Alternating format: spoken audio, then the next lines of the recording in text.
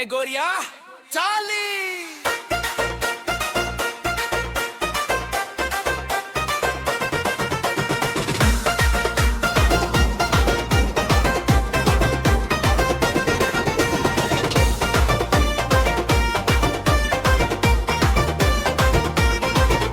का जादू रख ले बाड़ू मुस्कान में, देखते ही दिलवा सरेंडर कर गई। एक मुस्की पे हार गई जमाना, तोरा कहर पागल बा दीवाना ना।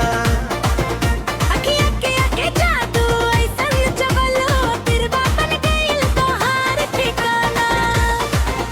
एक मुस्की पे हार गइल जमाना, नाम सुनते दिलवा मुस्काना।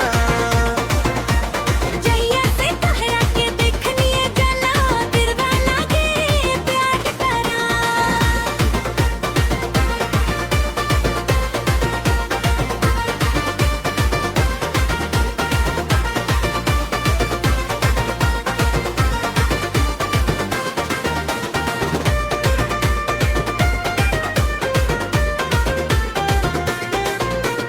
लाल लाल चुनरिया हवा में उड़ेला, रूपवा तो हर दिलवा छू लेला। धीरे धीरे जब तू मुस्कावेलू, जियरा में नया सपना जगावेलू। कजरारी अखिया मीठ बातिया, दिलवा में लिख देलू प्रेम कहानिया। एक झलक खातिर मन बेचैन, तोहरे बिना लागे सुना जहान।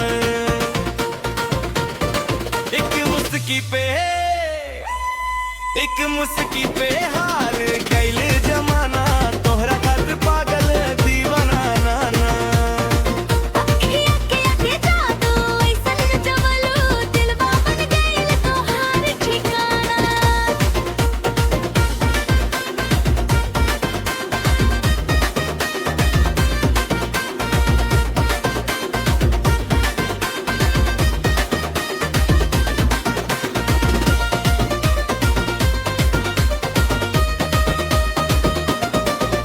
मोबाइल के स्क्रीन पे फोटो तोहार बा, सपना में रोज होखे दीदार बा।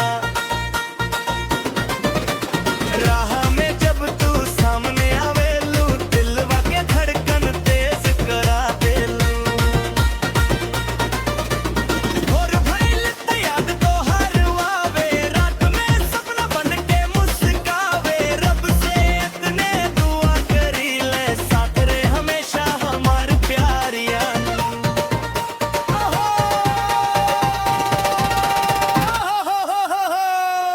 दिलवा अब माने लाना, तोहरे बिना कहीं लागे लाना। एक मुस्की पे हार गइल जमाना, तोहरा खातिर पागल बा दीवाना। अखिया के जादू ऐसन चलवलो तिरवा बन गइल तोहार ठिकाना। एक मुस्की पे हार गइल जमाना, नाम सुनते दिलवा मुस्काना ना। जहिया से तोहरा के देखनिए जाना, देता ना डर पार के लाना।